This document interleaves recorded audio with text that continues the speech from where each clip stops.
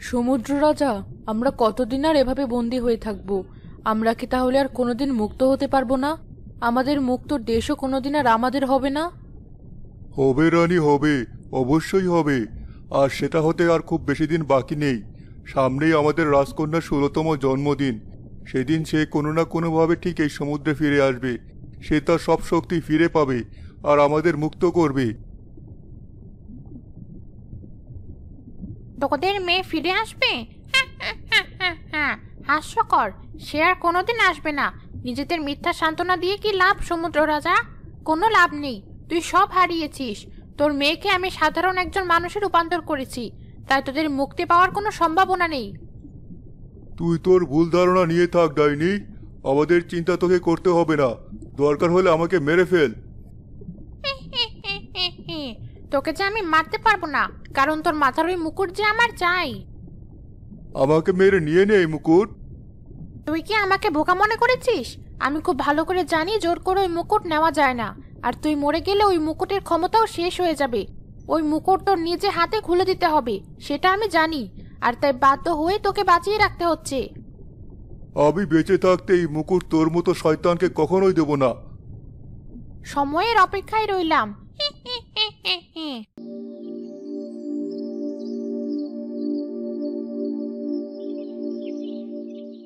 এই ঝিমলি, ওঠ ওঠ বলছি। কত বেলা হয়েছে, কোনো খেয়াল আছে? এত বড় মেয়ে হয়েছিস, বিয়ে দেওয়ার সময় হয়ে গেল, এখনো এমন পড়ে পড়ে ঘুমালে চলবে? মা, দিলে তো আমার স্বপ্নটা ভেঙে। কোনোদিন তুমি আমাকে ঠিক করে একটু স্বপ্ন দেখতে দাও না। এই হলো তোমার মেয়ের রোজকার কারবার, বুঝলে? এদিকে ঘুম থেকেই উঠবে না, টেনে ওঠানোর পর আবার এসব আবোল তাবোল বকা শুরু করবে। আহা, আমার মেয়েটাকে তুমি এত বকাবকি করো না তো। আমার একটি মাত্র মেয়ে, ওর যা ইচ্ছে হয় বলুক। হ্যাঁ, এমন করেই মেয়েকে আরো মাথায় ওঠাও। এমনিতে কম উঠেছে কিনা? হ্যাঁ, মাথায় তো যত আমি একা উঠিয়েছি, আর তুমি হাঁটুতে রেখেছো, তাই না? খাওয়ার সময় সবচেয়ে ভালোটা, সবচেয়ে বড়টা কে সরিয়ে রাখে? হয়েছে হয়েছে, আমাকে নিয়ে তোমাদের আর ঝগড়া করতে হবে না। এই পুরো সাগরপাড়ার মানুষ জানে তোমরা দুজনে আমাকে অনেক ভালোবাসো। শুধু শুধু একজন আরেকজনের উপর চাপিয়ে দিও না। তা এতই যখন বুঝিস, তাহলে বাবা মায়ের কথা একটু শুনলে কি হয়? শুনবো, সব কথা শুনবো। তার আগে তোমরা একটা আমার কথা শোনো দয়া করে। বল মা। আমার সব সময় মনে হয় সত্যি একদিন আমার স্বপ্নে দেখা মুক্তোর দেশের খোঁজ পেয়ে যাব। তখন আমাদের অনেক মুক্ত হবে। সেগুলো বিক্রি করে আমরা অনেক বড়লোক হয়ে যাব, আর আমাদের কোনো দুঃখ থাকবে না। দেখলে তো, কথা বলার সুযোগ দিলে এসব আবোল তাবোল বকে তোমার মেয়ে। আবোল তাবোল হবে কেন? তুমি বলো বাবা। যদি তাই না হয়, তাহলে সেই ছোট্টবেলা থেকে আমি কেনই একই স্বপ্ন দেখি? নিশ্চয়ই এর সাথে আমার কোনো সম্পর্ক আছে। হয়েছে, অনেক তোর আবোল তাবোল কথা শুনেছি। আর না, এসব ছাড়াও আমার অনেক কাজ আছে। আর শোন, তোর মায়ের কাছে শুনলাম কিছুদিন হলো তুই নাকি প্রায় সাগর পাড়ে যেতে বায়না করছিস, জেদ করছিস। আমি খুব ভালোভাবে আজ বলে দিচ্ছি, দ্বিতীয়বার আর যেন এ বিষয়ে আমাকে কোনো কথা শুনতে না হয়, আর বলতেও না হয়। কিন্তু কেন? সে কথা আমাকে বলে যাও। দাঁড়াও বাবা। ঝিমলি, তোর বাবা কাজে যাচ্ছে, তাকে পেছন থেকে এভাবে ডাকিস না। বেশ তো, তাহলে তুমি বলো মা, কেন তোমরা আমাকে সাগর পাড়ে যেতে নিষেধ করো? কেন সবাই যেতে পারলেও শুধু আমি যেতে পারি না? কেন আমাকে দূর থেকে সাগরের গর্জন শুনতে হয়? আর ওই সাগরই বা কেন আমাকে এত টানে?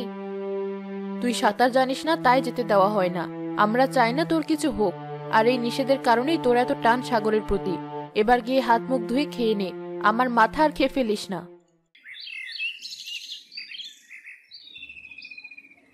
দিন দিন ঝিমলির কৌতূহল বেড়েই চলেছে। আগে ছোট ছিল, এটা সেটা বুঝিয়ে চুপ করানো গেছে, কিন্তু এখন তো বড় হয়েছে, একের পর এক প্রশ্ন করতেই থাকে। এভাবে কতদিন ওর থেকে সত্যিটা গোপন রাখতে পারবো কে জানে। সৃষ্টিকর্তা, তুমি আমাদের সাহায্য করো। আমরা চাই না ঝিমলি কখনো আমাদের ভুল বুঝুক।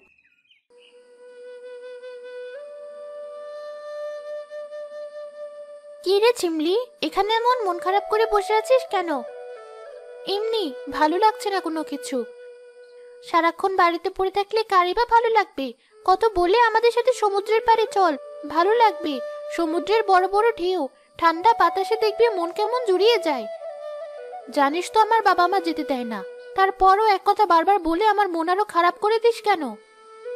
তোর কথা শুনে মনে হচ্ছে আমাদের বাবা মা যেন সবসময় আমাদের সমুদ্রের পাড়ে যেতে দেয়। আমাদেরও তো নিষেধ করে, আর বাবা মা তো নিষেধ করবেই, তাই বলে সবসময় সেটা শুনতে হবে নাকি? কি বলছিস এসব? বাবা নিষেধ করলে সে কথা শুনবো না? এমন ভাব দেখাচ্ছিস, মনে হচ্ছে বাবা মায়ের সব কথা মেনে চলিস। এই তো কয়েকদিন আগে তুই আর আমি বেদে পাড়ায় গিয়ে সাপ খেলা দেখে এলাম। এটা কি তোর বাবা মা জানে? জানলে কি আর যেতে দিত? তাহলে ওখানে যেতে পারলি আর সমুদ্র পাড়ে যেতে পারবি না? হ্যাঁ, ঠিক কথাই বলেছিস তুই। তাছাড়া আজ সকালেও মা বলছিল আমি সাঁতার কাটতে পারি না বলে যেতে নিষেধ করে। চল তাহলে আমরা গিয়ে ঘুরে আসি। সমুদ্রের পানিতে নামবো না, দূর থেকে দেখে ঘুরে আসবো, তাহলেই তো হবে। এই তো বুদ্ধি এসেছে তোর মাথায়, চল তাহলে।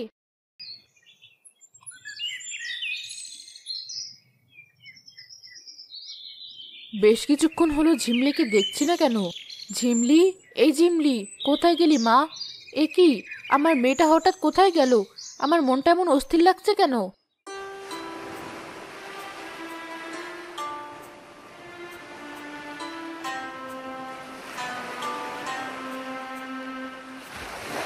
সত্যি মোহনা, সমুদ্র যে এত সুন্দর সেটা আমি কল্পনাও করতে পারিনি।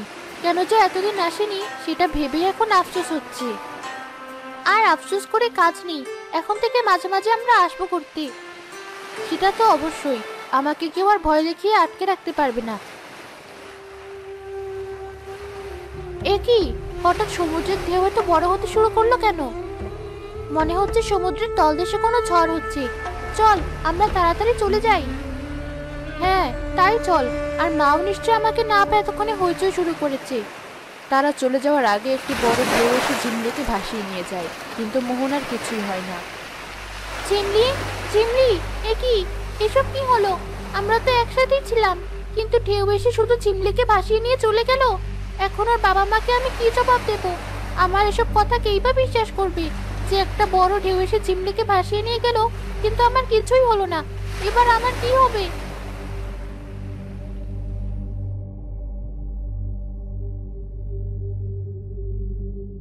কি হয়েছে মোহনা, তুই এভাবে কাঁদছিস কেন? কাকি, ঝিমলি। কি করেছে ঝিমলি? নিশ্চয় আবার দুইজন ঝগড়া করেছিস। তাই তো বলি, শয়তানটা গেল কোথায়? কখন থেকে ডেকে ডেকে পাচ্ছি না। তুই আর কাঁদিস না মা, আসুক বাড়িতে, ওর হাড় আমি ভেঙে দেব। এসব কিছুই হয়নি কাকি। তাহলে তুই এভাবে কাঁদছিস কেন? আর ঝিমলি কোথায়? তাহলে কি আমার ঝিমলির কিছু হয়েছে? বল আমার ঝিমলি কোথায়? কাকি, আমি আর ঝিমলি লুকিয়ে সমুদ্রের পাড়ে গিয়েছিলাম ঘুরতে। তখন একটা বড় ঢেউ এসে ঝিমলিকে ভাসিয়ে নিয়ে যায়, কিন্তু আমার কিছুই হয় না। এসব তুই কি বলছিস মোহনা? আমার ঝিমলির কি হলো? এটা কি করে হতে পারে? আমি জানি আমার কথাগুলো শুনে তোমাদের কারো বিশ্বাস হবে না, আমি নিজের চোখেও বিশ্বাস করতে পারছি না, কিন্তু এমনটাই হয়েছে। এবার আমার কি হবে? ওর বাবাকে আমি কি জবাব দেব? আমি মেয়েটাকে দেখে রাখতে পারলাম না। ঝিমলি, কোথায় গেলি মা? ফিরে আয়। বউ, কি হয়েছে? তোমরা দুজন এভাবে কাঁদছো কেন? আমাদের সর্বনাশ হয়ে গেছে। ঝিমলি লুকিয়ে মোহনার সাথে সমুদ্রের পাড়ে গিয়েছিল, আর একটা বড় ঢেউ এসে ওকে ভাসিয়ে নিয়ে গেছে। হায় হায়, শেষে আমার সর্বনাশ হয়েই গেল। আজকে আমি দূরে একটা বাড়ি ঠিক করে এসেছি, সেখানে তোমাদের নিয়ে চলে যাব, আর আজই আমার এই সর্বনাশ হয়ে গেল।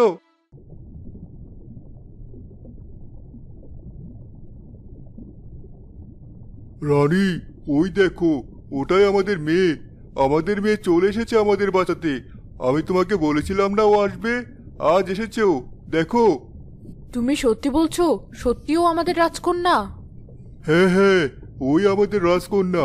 কারণ সমুদ্রের এই তলদেশে সমুদ্র রাজ পরিবারের সদস্য ছাড়া আর কেউ আসতে পারবে না, সুতরাং নিঃসন্দেহে ওই আমাদের একমাত্র রাজকন্যা। কিন্তু ও যে অচেতন অবস্থায় আছে, ওকে আমাদের চিনতে পারবে? হ্যাঁ পারবে, ছোটবেলা সব স্মৃতি ওর মনে পড়ে যাবে। কিন্তু ডাইনি এসে ওকে দেখলে যে মেরে ফেলবে। না না, আমার মেয়ে কোনো ক্ষতিও করতে পারবে না। তাই নাকি? এই তো চলে এসেছি আমি, আর এখনই তোদের সামনে তোদের মেয়েকে আমি মেরে ফেলবো। তোরা শুধু তাকিয়ে তাকিয়ে দেখবি, কোনো কিছুই করতে পারবি না। ডাইনি তার জাদু শক্তি দিয়ে ঝিমলিকে আঘাত করার চেষ্টা করে, কিন্তু তাতে ঝিমলির কিছুই হয় না। এ কি হচ্ছে? তোর সময় শেষ হয়ে এসেছে ডাইনি। বলেছিলাম না আমার মেয়ের কিছুই করতে পারবি না? ওকে মারার মতো শক্তি তোর নেই। বেশ তো, মারার শক্তি নেই তো কি হয়েছে? ওকে বন্দি করে রাখবো তোদের মতো করে, আর ওই জাদুর খাঁচা থেকে বের হওয়ার সাধ্য নিশ্চয়ই তোদের নেই। রাজকুমারী, ওঠ মা, ওঠ এবার। তোর বাবা মাকে বাঁচা। তোর এই ডাকেও উঠবে না, এবার আমার হাতে বন্দি থাকবি তোরা সবাই। মা আমার, ওঠ মা, তোর বাবা মা তোর আশায় এতদিন হলো বেঁচে আছে। ওঠ মা। মা, বাবা, এতদিন তোমরা কোথায় ছিলে আর আমি কোথায় ছিলাম? এই তো আমার মেয়ের জ্ঞান ফিরেছে। এখন এত কথা বলার সময় নেই মা। আগে ওই শয়তান ডাইনিকে মেরে আমাদের এখান থেকে মুক্ত কর, পরে সব জানতে পারবি। না, এ হতে পারে না। এই মেয়ে, পারবি না, পারবি না তুই আমার শক্তির সাথে। তাই বলছি চলে যা এখান থেকে। এটা আমার সাম্রাজ্য, এই সব কিছু আমার। তুই চলে যা। ওর কথায় ভয় পাস না মা, ও তোর কোনো ক্ষতি করতে পারবে না। ওর চেয়ে তোর শক্তি অনেক বেশি।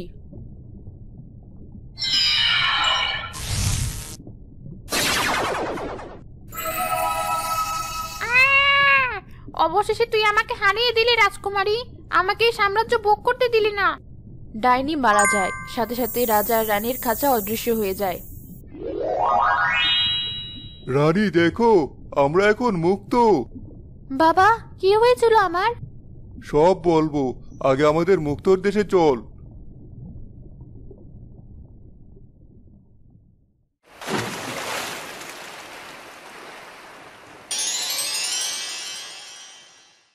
আরে, এটাই তো আমার দেখা সেই মুক্তর দেশ।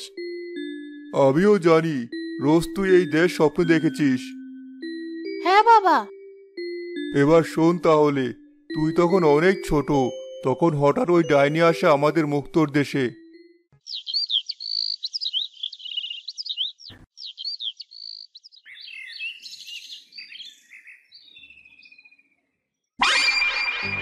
কে তুমি, আর এখানে কি চাও? তোমার সাহস কি করে হলো এই দেশে ঢোকার? আমি কালো বিদ্যার প্রধান ডাইনি। আমার অনেক ক্ষমতা, সেই ক্ষমতার জোরেই আমি এখানে এসেছি। এই মুক্তর দেশ আমি চাই, এটা আমাকে দিতে হবে। কখনো পাবে না তুমি, আর ক্ষমতা আমার কম নেই। তোমাকে মোকাবেলা করার ক্ষমতা আমার আছে। তাই নাকি? তাহলে দেখি কার ক্ষমতা কত। তোর পুরো পরিবারকে শেষ করে মুক্ত দেশ আমি আমার করে নেব।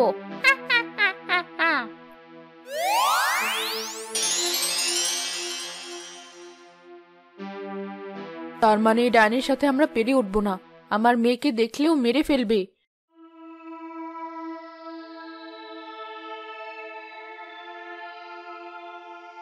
রানী ঝিমলিকে একটি বড় ঝিনুকে ভরে সাগরের পানিতে ভাসিয়ে দেয় আর নিজে ডাইনির সাথে লড়াই করে রাজাকে বাঁচাতে চেষ্টা করে। শয়তান ডাইনি, আমার স্বামীকে ছেড়ে দে বলছি। অসহায় রানী, তোর রাজাই আমার সাথে পারলো না, আর তুই কি করবি? তোদের মেয়ে কোথায়? কোথায় তোদের মেয়ে? জানি না। বল কোথায়? আমরা বেঁচে থাকতে তা তুই জানতে পারবি না। বেশ তো, তাহলে তোর ওই মুকুটটা দিয়ে দে আমাকে। এটাও পাবি না। আমাকে মেরে ফেল, তবুও পাবি না। তারপর থেকে দিনের পর দিন আমরা বন্দী ছিলাম, কিন্তু আমি জানতাম তোর 16তম জন্মদিনে ঠিক কোনো না কোনোভাবে তুই আমাদের কাছে ফিরে আসবি। আমিও ভাবতাম এই মুক্ত দেশের সাথে আমার নিশ্চয়ই কোনো যোগসূত্র আছে। আমার মানুষ বাবা মা কখনো আমাকে সমুদ্রের পাড়ে আসতে দিত না। এতে আমার সন্দেহ আরো বেড়ে গিয়েছিল। তাহলে তুই আমাদের কাছে পৌঁছাতে পারলি কি করে? আমার এক বান্ধবীর সাথে লুকিয়ে সমুদ্রের পাড়ে এসেছিলাম। আমার অনেক দিনের শখ পূরণ হয়েছিল। তখনই হঠাৎ দেখলাম সমুদ্রের ঢেউ অনেক বড় হচ্ছে। একটা বড় ঢেউ এসে আমাকে ভাসিয়ে নিয়ে গেল। এরপর আর কিছু মনে নেই। তোমাদের ডাকে তখন আমার জ্ঞান ফিরে, কিন্তু অদ্ভুতভাবে তোমাদের আমি চিনতে পারি। এটাই হলো বাকিদের থেকে আমাদের আলাদা বৈশিষ্ট্য। সারা জীবনের সব ঘটনা আমাদের মনে থাকে, কিন্তু তুই এতদিন আমাদের রাজ্যের বাইরে ছিলি, আর তোর শক্তি ছিল না বলে এতদিন তুই কিছু মনে করতে পারতিস না। কিন্তু বাবা, এবার যে আমাকে ফিরতে হবে। নিশ্চয়ই বাবা মা আমাকে নিয়ে চিন্তা করছে। আমাকে না পেয়ে হয়তো পাগলের মতো খুঁজছে। তুই আমাদের ছেড়ে চলে যাবি? এতদিন তোকে ছেড়ে থেকেছি আমরা, আবার আমরা তোর থেকে আলাদা হয়ে যাব? আবার তো আসবো, একবার তাদের সাথে দেখা করে আসি, আর আমার প্রশ্নের উত্তরগুলো জেনে আসি। ঠিক আছে মা, আমরা তোর অপেক্ষায় থাকবো। বাবা, তোমার অনুমতি থাকলে আমি কিছু মুক্ত নিয়ে যেতে চাই। আমার বাবা মা অনেক গরিব, এগুলো বিক্রি করে তারা ভালোভাবে চলতে পারবে। এটা আবার বলার কি আছে মা? এই মুক্তর দেশ তো তোরই, তোর যত ইচ্ছে নিয়ে যা। ঠিক আছে, আমি তাহলে এবার আসি। সাবধানে যাস মা, আর যত তাড়াতাড়ি পারিস ফিরে আসিস। তোমরাও সাবধানে থেকো। ঝিমলি অনেকগুলো মুক্তো নিয়ে তার বাড়িতে ফিরে আসে। বাবা, মা, তোমরা আর কান্না করো না। এই দেখো আমি ফিরে এসেছি। আয় মা, আমার বুকে আয়। তোকে আর আমি কোথাও যেতে দেব না। এই সমুদ্র এলাকা ছেড়ে আমরা অনেক দূরে চলে যাব। শান্ত হও মা, দেখো আমার কিছুই হয়নি। মোহনা বলল সমুদ্রের ঢেউ তোকে ভাসিয়ে নিয়ে গেছে, তাহলে তুই ফিরে আসলি কি করে? সেটা আমি তোমাদের পরে বলছি। তার আগে আমাকে আজ সত্যিটা বলো বাবা, তোমরা আমাকে পেয়েছো কোথায়, আর কে আমি? এসব কি বলছিস তুই? কোথায় পেয়েছি মানে কি? তুই আমাদের একমাত্র মেয়ে। আর মিথ্যে বলো না। আমি তোমাদের মেয়ে হলে আজ আর তোমাদের সামনে ফিরে আসতে পারতাম না। সমুদ্রের বড় বড় মাছ প্রাণীরা আমাকে ছিঁড়ে ছিঁড়ে খেয়ে ফেলতো। আমার মৃতদেহ সমুদ্রে ভেসে উঠতো। বলো কোথায় পেয়েছো তোমরা আমাকে? আর লুকিয়ে লাভ হবে না, তুমি ওকে সত্যি কথা বলে দাও। বেশ, শোন তাহলে। আগে আমি একজন জেলে ছিলাম। সমুদ্রে মাছ ধরাই ছিল আমার নেশা এবং পেশা। প্রতিদিনের মতো সেদিনও আমি মাছ সমুদ্রে মাছ ধরতে গিয়েছিলাম।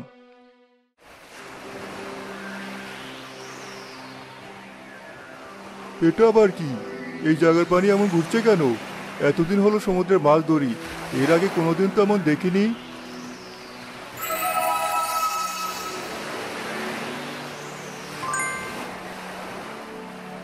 আমি কি দেখছি? মাছ সমুদ্রের মাঝখানে থেকে এমন করে বাচ্চা এলো কোথা থেকে? আমি কি ভুল দেখছি, না ঠিক? এবার কি করব আমি? বাচ্চাটাকে উঠিয়ে নেব, কিন্তু ওকে উঠিয়ে নিলে আমার কোনো ক্ষতি হবে? কিছু তো বুঝে উঠতে পারছি না। না না, এই মাছ সমুদ্রে একটা বাচ্চাকে ফেলে রেখে যাওয়া যাবে না। ওকে আগে উঠিয়ে নেই, তারপর যা হওয়ার হবে।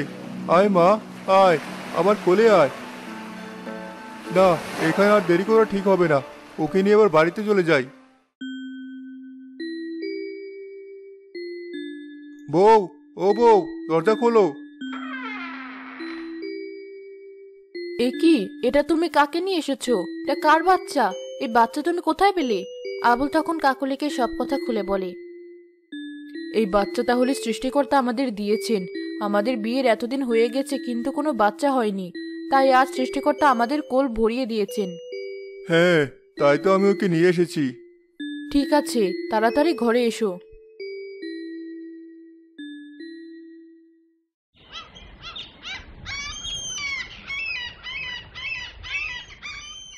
বউ, আমি সমুদ্রে মাছ ধরতে যাচ্ছি। তুমি মেয়েকে নিয়ে সাবধানে থেকো। আজ এত সকাল সকাল যাচ্ছ যে? যেতে হবে না। এখন কি আর আগের মতো জীবন আছে আমাদের? এখন আমাদের মেয়ে হয়েছে, তার জন্য ভালো সব জিনিস কিনতে হবে না?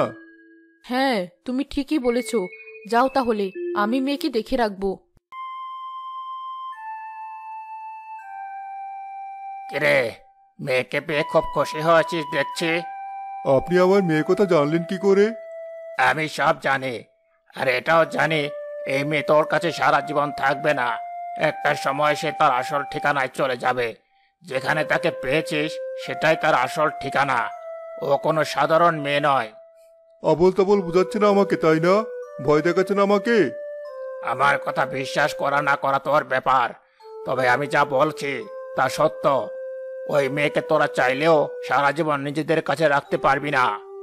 না, এ হতে পারে না। ও আমাদের মেয়ে, ও আর কোথাও যাবে না। সারা জীবন ওকে আমি আমার কাছে রাখবো। কি হলো, মাছ না ধরে বাড়ি ফিরে এলে যে? আবুল তাকে সব কথা বলি। এবার তাহলে আমরা কি করব? কি আবার? তান্ত্রিক বলেছে ওকে যেখান থেকে পেয়েছি ও সেখানেই চলে যাবে। ওকে আমরা কোনোদিন সমুদ্রের কাছেই যেতে দেব না। এরপর সময় সুযোগ হলে এখান থেকে অনেক দূরে চলে যাব। তুমি সব সময় ওকে চোখে চোখে রাখবে। ঠিক আছে। আমরা যা করেছি তোকে ভালোবেসে করেছি মা। আমরা তোকে হারাতে চাইনি। আমরা কখনো চাইনি তুই আমাদের থেকে দূরে চলে যা। তান্ত্রিকের কথাই সত্যি। আমি আলাদা জগতের মানুষ। আমি সব সময়ের জন্য তোমাদের সাথে থাকতে পারবো না। তুই এসব কি বলছিস মা? আমরা তোকে ছাড়া থাকবো কি করে? আমি প্রায় এসে তোমাদের সাথে দেখা করব। আর এই নাও মুক্ত। আমার স্বপ্নে দেখা সেই মুক্তর দেশের রাজকন্যা আমি। আর এখন সত্যি সত্যি সেই মুক্তর দেশ আমার। এই মুক্তগুলো দিয়ে তোমরা তোমাদের প্রয়োজনীয় সব জিনিস কিনে নিও মা।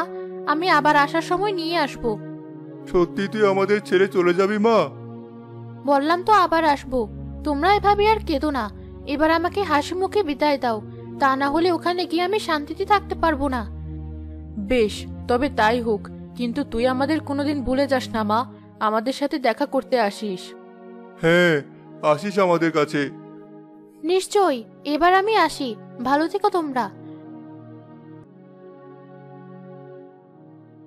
এরপর থেকে কিছুদিন পর পর ঝিমলি তার মানুষ বাবা মায়ের সাথে এসে দেখা করে যেত আর তাদের প্রয়োজন মতো মুক্ত দিয়ে যেত।